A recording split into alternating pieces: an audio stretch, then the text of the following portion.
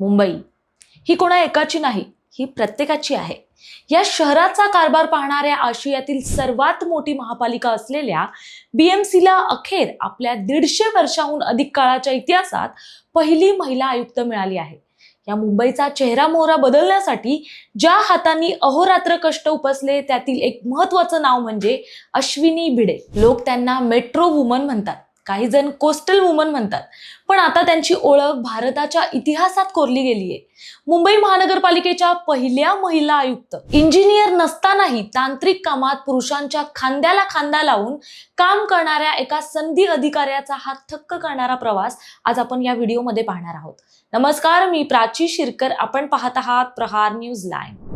1995च्या Maharashtra कॅडरच्या IAS अधिकारी असलेल्या अश्विनी भिडे मूळच्या सांगलीच्या. कोल्हापुरातून त्यांच्या कारकिर्दीची सुरुवात झाली, पण त्यांच्या कामाची चुणूक नागपूर जिल्हा परिषदेच्या CEO असतानाच दिसली.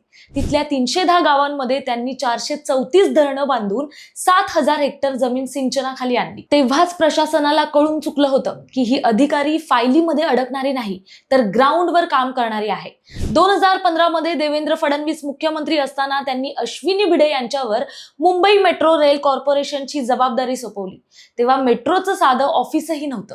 शून्यातून विश्व उभं करत त्यांनी आशियातील सर्वात कठीण अशा मेट्रो 3 प्रकल्पाला गती दिली.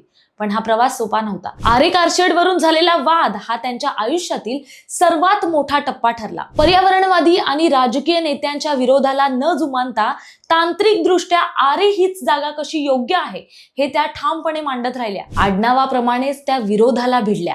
अगदी न्यायालयाच्या आदेशानंतर रात्रीच्या अंधारात झालेली झाडतोड असो किंवा आदित्य ठाकरेंसोबतचा शाब्दिक संघर्ष, अश्विनी भिडे आपल्या निर्णयावर ठाम राहिल्या. 2019 मध्ये सत्ता पालटली आणि अश्विनी भिडे यांच्या अडचणी वाढल्या.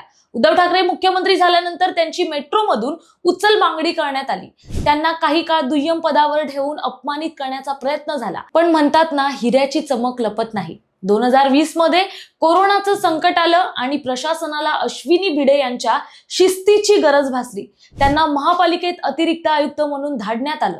तिथेही त्यांना सुरुवातीला महत्वाची खाती दिली गेली नाहीत.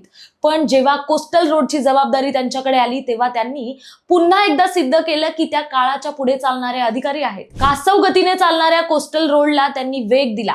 मेट्रोच्या कामाचा अनुभव वापरून त्यांनी मावळा मशीनच्या सहाय्याने डोंगर पोखरून रस्ते काढले. आज मुंबईकर ज्या कोस्टल रोडवरून सुसाट धावत आहेत त्यामागे अश्विनी भिडे यांची जिद्द आहे. राज्यात पुन्हा सत्ता बदल झाला आणि देवेंद्र फडणवीस यांनी त्यांची नियुक्ती थेट मुख्यमंत्री कार्यालयात प्रधान सचिव म्हणून केली. आणि आता मुंबईकरांनी मुंबादेवीकडे जे साकडं घातलं होतं ते अखेर पूर्ण झालंय. रश्मी शुक्ला यांना पहिल्या महिला पोलीस महासंचालक बनवल्यानंतर फडणवीसांनी अश्विनी भिडे यांना मुंबईच्या पहिल्या महिला महापालिका आयुक्त बनवून इतिहास घडवलाय. पाणी पुरवठा असो, रस्ते असो की शिक्षण, अश्विनी भिडे यांनी प्रत्येक क्षेत्रात आपल्या कर्तृत्वाचा ठसा उमटवला आहे. एका महिला अधिकाऱ्याने सलग काम करून, अपमान सोसून आणि संघर्षातून हे शिखर गाठलंय. आज मुंबई महापालिकेची आर्थिक घडी बसवण्यासाठी त्यांच्यासारख्या खमक्या अधिकाऱ्याची नितांत गरज होती. अश्विनी भिडे यांचा हा प्रवास प्रत्येक भारतीयासाठी अभिमानास्पद आहे. तुम्हाला अश्विनी भिडे यांच्याबद्दल काय वाटतं? कमेंट्समध्ये नक्की सांगा. आणि अशाच प्रेरणादायी व्हिडिओ पाहण्यासाठी प्रहार न्यूज लाईव्ह चॅनलला आताच सबस्क्राईब करा. धन्यवाद.